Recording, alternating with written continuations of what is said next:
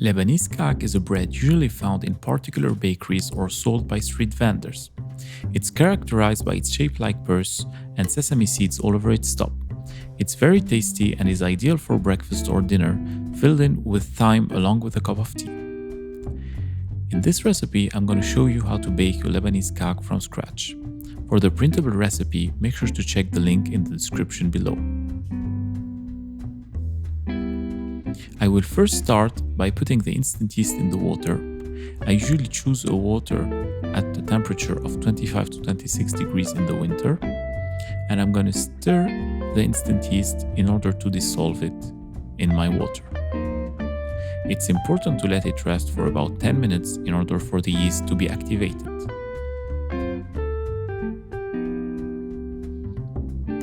Then I'm going to add the salt and the sugar to my flour and mix everything well using a spatula.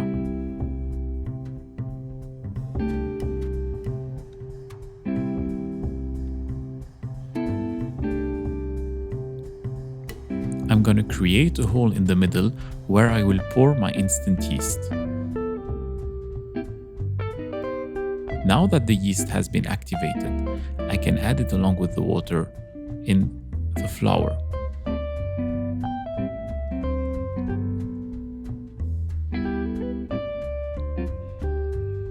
Using a spatula, I will start mixing everything together until I start forming my dough.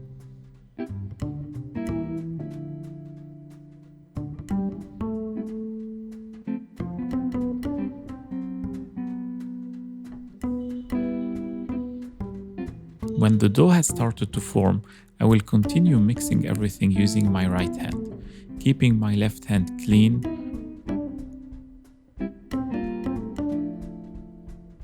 And I make sure to incorporate every bit of remaining flour in my dough.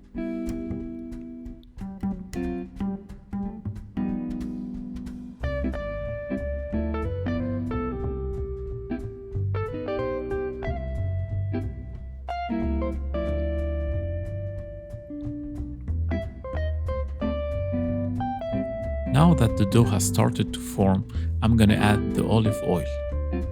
I make sure to do that at this step and not before, because if the flour has not been incorporated yet, the olive oil can create a type of barrier around the particles of flour, which will forbid them from being properly incorporated in my dough.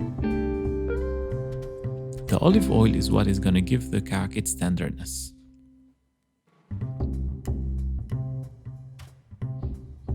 I make sure to incorporate it pretty well in my dough.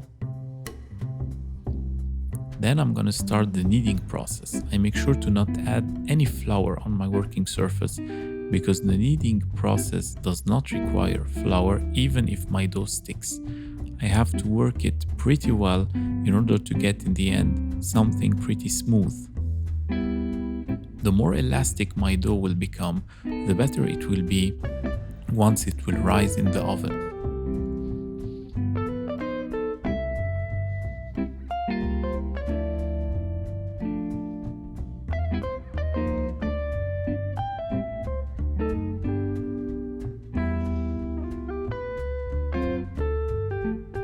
Now you can see how smooth and elastic my dough is. I'm going to place it back in the mixing bowl and I'm going to cover it for about a couple of hours or until it rises in volume to double its size. Once it has risen and the dough has fermented pretty well, I'm going to put back the dough on my working surface.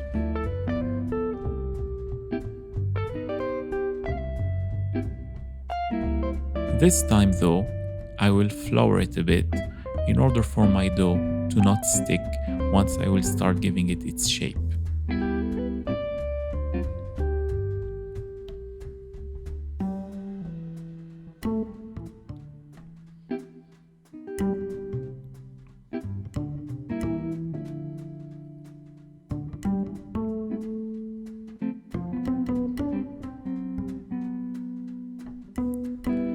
The first thing I need to do is to release the built-up gases in my dough. So I press on my dough quite firmly in order to release all the gas bubbles. Then I'm going to divide my dough into several small parts that usually will be between 180 and 200 grams per piece. You can, of course, choose different sizes and even go to 250 grams, but for a home oven, it's better to usually use something between 180 and 200 grams. Now I'm going to give to each small piece of dough its shape. So I'm going to start rolling it like a pizza, giving it an almost oval shape. I make sure to add flour from time to time so that it does not stick on the work surface.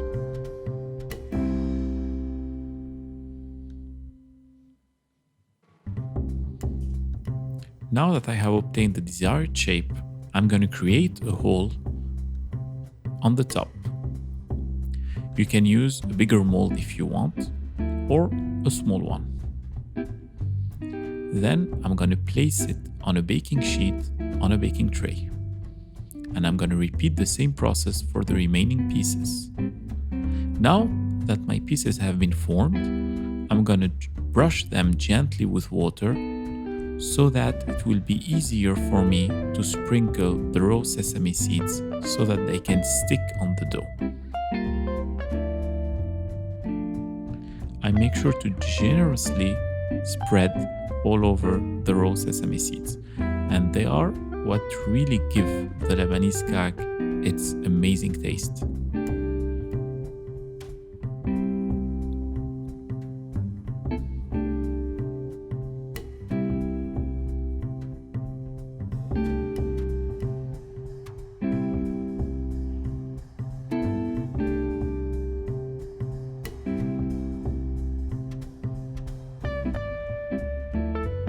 And I'm going to cover this baking tray